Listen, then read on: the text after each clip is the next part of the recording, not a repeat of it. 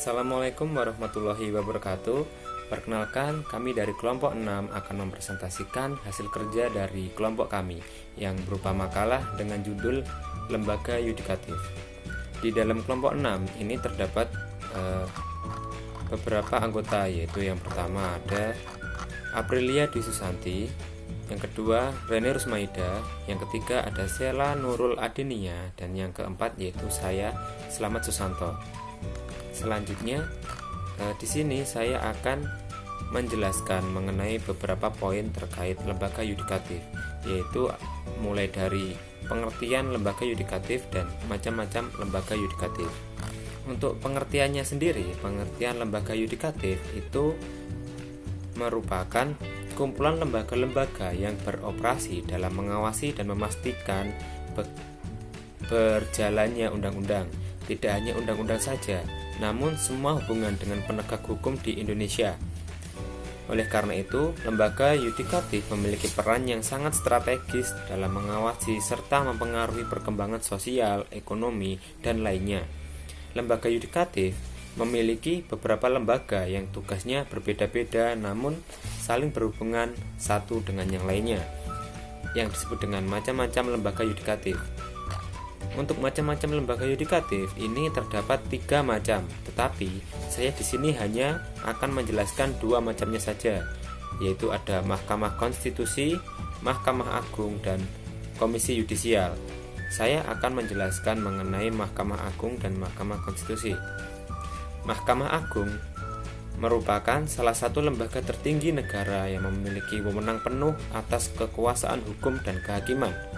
Mahkamah Agung dipimpin oleh Hakim Agung yang merupakan lembaga tertinggi negara yang diamanahkan dengan kekuasaan kehakiman.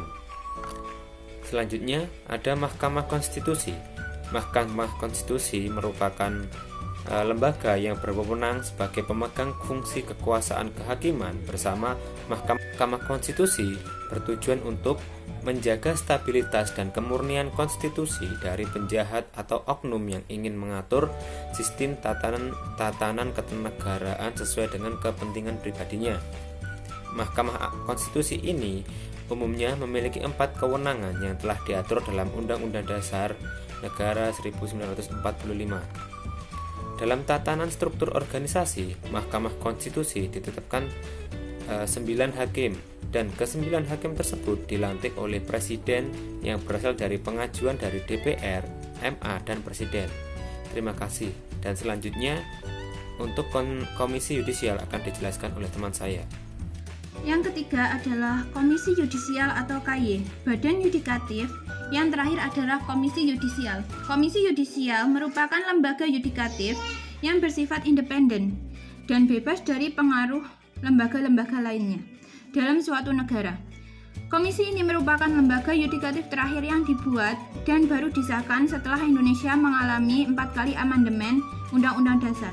Secara umum, Komisi Yudisial memiliki tujuan untuk mendapatkan calon hakim agung, hakim ad hoc di MA, dan hakim di seluruh badan peradilan sesuai kebutuhan dan standar kelayakan. Mengupayakan peningkatan kapasitas dan kesejahteraan hakim-hakim yang ada di dalam sistem peradilan Indonesia. Peningkatan kepatuhan hakim berdasarkan kode etik dan pedoman perilaku hakim.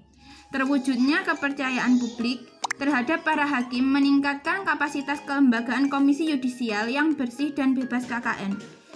Secara umum, KY berfungsi untuk mengawasi serta menjaga martabat dan kualitas dari hakim-hakim yang ada dalam sistem peradilan di Indonesia. Sedangkan, menurut Muhammad Kusno, dengan melihat konstruksi kekuasaan seperti yang terdapat dalam UUD 1945, ini menarik kesimpulan bahwa tatanan kekuasaan dalam negara RI adalah sebagai berikut. 1. Kekuasaan primer.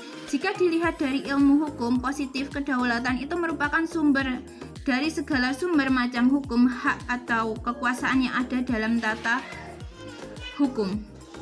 Sri Sumantri mengartikan kedaulatan itu sebagai kekuasaan tertinggi. Karena dalam negara Republik Indonesia, kedaulatan tertinggi berada di tangan rakyat. Oleh karena itu, hukum tertinggi berada di tangan rakyat.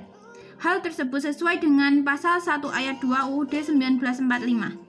Kekuasaan subsidiar, kekuasaan untuk melaksanakan kedaulatan yang lahir dari kedaulatan tersebut. Kekuasaan subsidiar ini adalah kekuasaan yang integral, artinya ia meliputi semua jenis kekuasaan yang akan mewujudkan ketentuan-ketentuan hukum dasar yang termuat dalam cita hukum atau reside. Dan cita hukum itu tercantum dalam bagian pembukaan UUD 1945 dalam praktik kehidupan bangsa dan negara. Kekuasaan subsidiar merupakan kekuasaan yang dilimpahkan oleh kedaulatan rakyat kepada suatu badan, yaitu Majelis Permusyawaratan Rakyat atau MPR.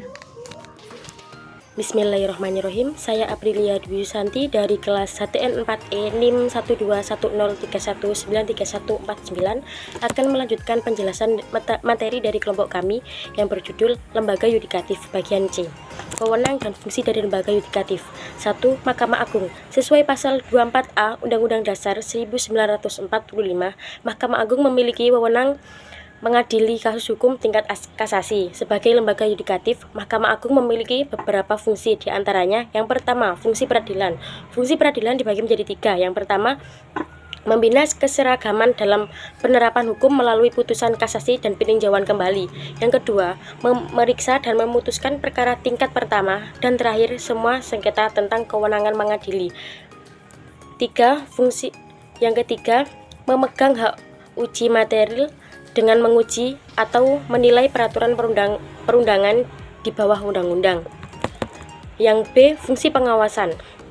Yang pertama, pengawasan tertinggi terhadap jalannya peradilan di semua lingkungan peradilan. 2. Sebagai pengawas pekerjaan pengadilan dan tingkat laku para hakim dan perbuatan pejabat pengadili dalam menjalankan tugas yang berkaitan dengan pelaksanaan tugas pokok kekuasaan kehakiman. Yang ketiga, fungsi mengatur. Mahkamah Agung mengatur lebih lanjut hal-hal yang belum diatur dalam Undang-Undang tentang Mahkamah Agung. Yang keempat, fungsi nasihat. Mahkamah Agung memberikan nasihat dalam bidang hukum kepada lembaga tinggi negara yang lainnya. Yang kedua, Mahkamah Agung dapat memberi nasihat kepada Presiden selaku kepala negara dalam rangka pemberian atau penolakan gerasi dan rehabilitasi. Yang kelima, fungsi administratif. Yang pertama, bertugas mengatur badan-badan peradilan seperti peradilan umum, peradilan agama, peradilan militer, dan peradilan tata negara. Yang dijelaskan pada pasal 11 ayat 1 Undang-Undang Nomor 35 Tahun 1999. Yang kedua, Mahkamah Agung mengatur tugas dan tanggung jawab susunan organisasi dan tata kerja kepaniteraan pengadilan. Warahmatullahi wabarakatuh. Saya Reni Rusmaida dari kelas HTN 4E NIM 12103193133 akan memaparkan materi makalah untuk poin C, yaitu wewenang dan fungsi dari lembaga yudikatif. Poin kedua yaitu Mahkamah Konstitusi. Mahkamah Konstitusi memiliki wewenang untuk mengadili pada tingkat pertama dan terakhir yang bersifat final. Berikut beberapa kewenangan dan kewajiban Mahkamah Konstitusi.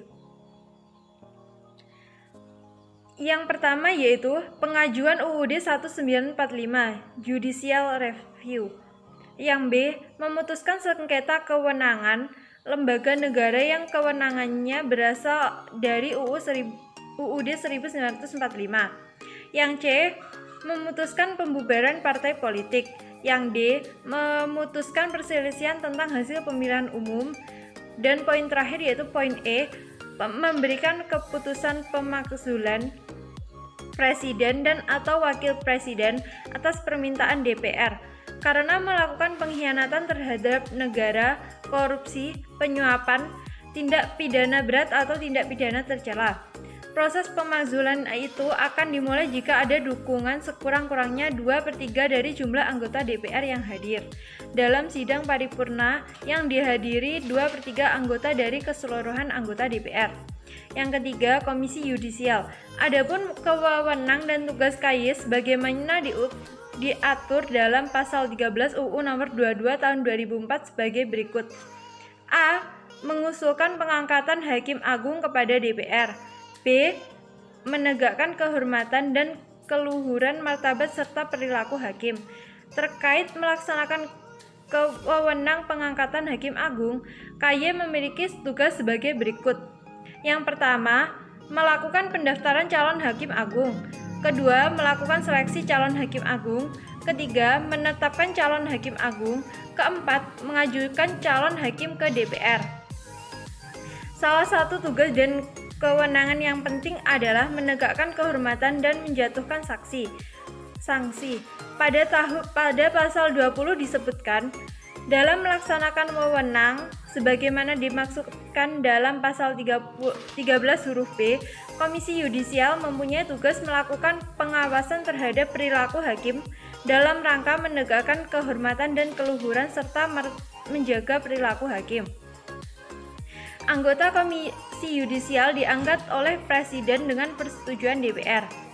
Sebelum mengangkat anggota Komisi Yudisial, Presiden membentuk panitia seleksi pemilihan anggota Komisi Yudisial yang terdiri atas unsur pemerintah, praktisi hukum, akademisi hukum, dan anggota masyarakat.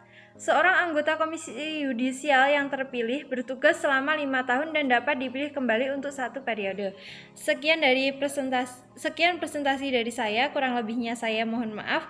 Wassalamualaikum warahmatullahi wabarakatuh.